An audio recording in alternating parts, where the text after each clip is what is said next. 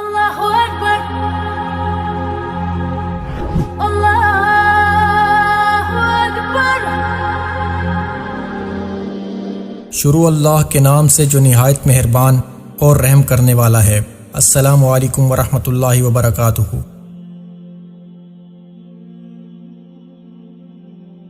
میرے محترم بھائی اور بہنوں، حج آدم علیہ السلام سے شروع ہوا ہے۔ عبادات میں کوئی اجتہاد اور عقل نہیں، جیسے اللہ نے کہا ہے ویسے کرنا ہے۔ نماز اپنی عقل سے ہم معلوم نہیں کر سکتے، روزہ ہے، حج ہے۔ عبادات میں جیسے آسمان والے نے بتایا اور جیسے جناب رسول اللہ صلی اللہ علیہ وسلم نے کر کے دکھلایا، بس ہم نے وہ کرنا ہے۔ باقی چیزوں میں معاملات ہیں، زندگی کی باقی ضروریات ہیں، اس میں زمانے کے لحاظ سے سوچ بچار بھی ہے، تبدیلی بھی ہے، اجتہاد بھی ہے۔ عبادت اسے کہتے ہیں جس میں بس جو اللہ نے کہا، جو اس کے نبی نے فرمایا، کر کے دکھایا، ویسے کرنا ہے۔ ہمارے نبی پاک کا میں تھوڑا سا آپ کو مختصر خاکہ حج کا بتا دیتا ہوں۔ جناب رسول اللہ صلی اللہ تعالی علیہ وسلم نے حج کا جب اعلان فرمایا، یہ 10 ہجری، تو اطراف سے قبائل جمع ہوئے، کوئی 12,000 کا مجمع اکٹھا ہو گیا مدینہ میں۔ 25 تاریخ کو بروز ہفتہ آپ نے نماز ظہر سے پہلے غسل فرما کے 2 چادریں احرام کی نیت کے بغیر 2 چادریں باندھ، کرتا بھی اتار دیا، تہمد بھی اتار دیا۔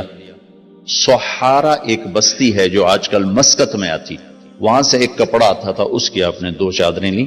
پھر آپ نے ظہر کی نماز کے بعد اپنے پورے قافلے کو لیا، ذوالحلیفہ جس کو آج کل ابیار علی کہتے ہیں، یہاں آپ نے آ کر قیام فرمایا، اور عصر، مغرب، عشاء اور فجر اور ظہر 5 نمازیں آپ نے یہاں ادا فرمائیں۔ آپ گزر رہے تھے کہ جبریل ہے کہ یا رسول اللہ، اللہ فرما رہے ہیں یہ پاک وادی ہے، یہاں آپ قیام فرمائیں۔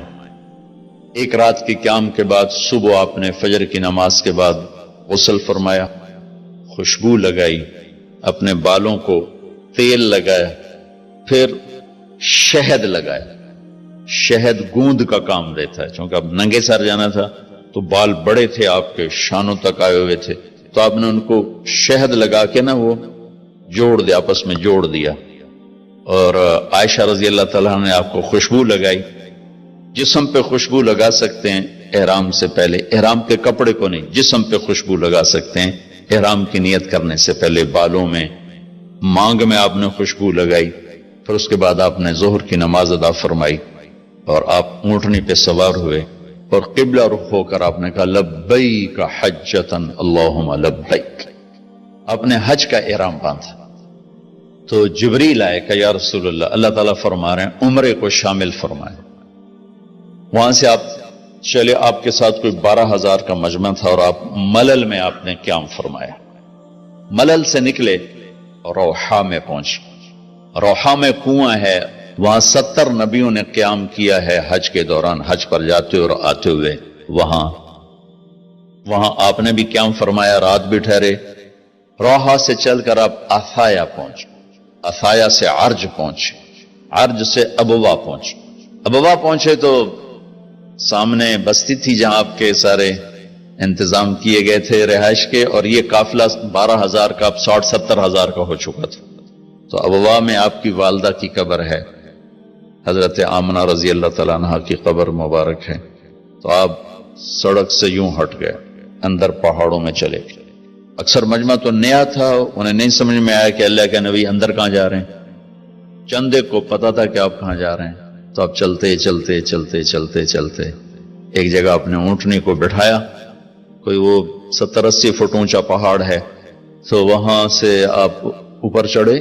یہ اپریل کا مہینہ تھا اور ماں کی قبر کے سرانے تشریف لائے، اور یوں اپنے گھٹنے اٹھائے اور ہاتھ یہاں رکھے اور سر یہاں دیا، یہ پوزیشن بنائی جیسے چھوٹے بچے بناتے، اور پھر جوں سرہانے بیٹھ کے رونا شروع کیا۔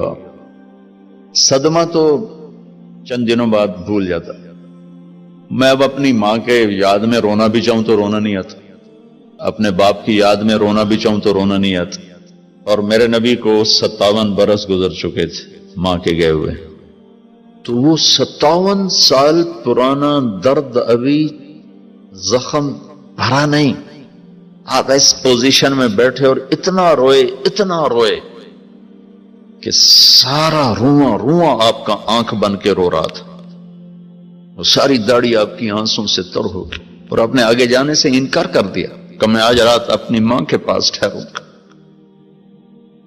آپ نے رات وہیں گزاری، کیا رات تھی۔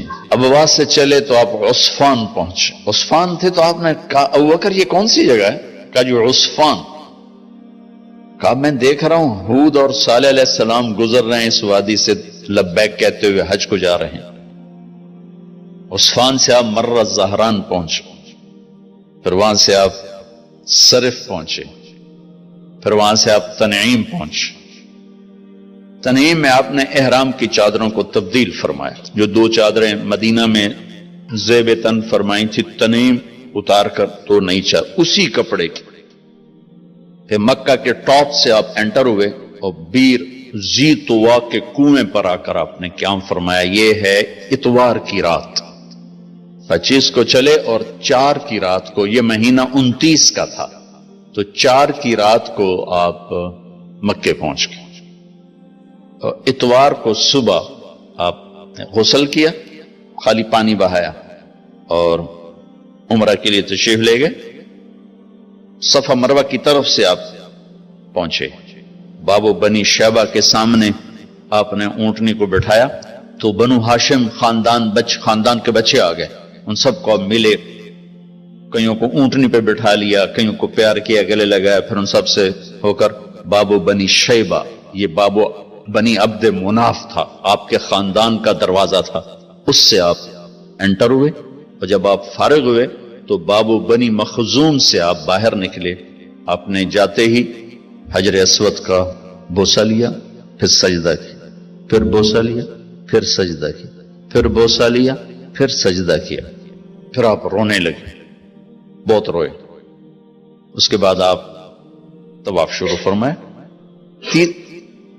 تیسرے یا چوتھے چکر میں آپ نے پانی بھی پیا، اور حضرت عمر سے فرمایا کہ عمر حجر اسود کے بوسے پہ لڑائی نہ کرنا، جگہ ملے تو لے لینا، جھگڑا نہ کرنا، جیسے ہمارے نادانی میں لوگ وہاں عورتیں بھی ایسی حماقت کرتی ہیں کہ ایک سنت عمل کے لیے فرض چھوڑ دیتے کہ مرد عورت کا یوں آپس میں اختلاط، یہ اس سے بچنا فرض ہے، اور وہ ایک سنت کے لیے گھس رہی، اور لڑائی جھگڑے فساد، قریب بھی نہیں جانا چاہیے۔ اللہ کے نبی نے استلام کیا، جب رش ہو گیا تو آپ کے پاس ایک لکڑی تھی، وہ دور سے یوں لکڑی کو لگا کر اور اس کا بوسہ لے لے۔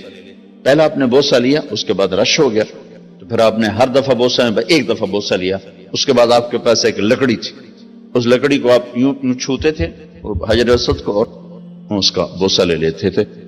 بوسہ صرف ایک دفعہ، پھر جب آپ نے 2 نفل پڑھ لیے اور تشریف لے گئے صفا مروہ کے لیے، تو پھر حجر اسود کا بوسہ لیا اور آپ نے جا کر صفا مروہ پہ 7 چکر پورے کیے۔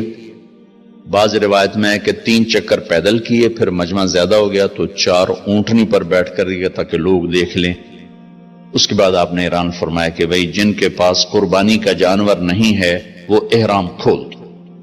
تو صحابہ نے کہا یا رسول اللہ آپ کھولیں، تو آپ نے فرمایا کہ میرے پاس قربانی کا جانور ہے، ابو بکر کے پاس، عمر، زبید، طلحہ یہ نہیں کھولیں گے جو کہ ان کے پاس بھی قربانی کا جانور ہے، باقی جن کے پاس نہیں کھول دو۔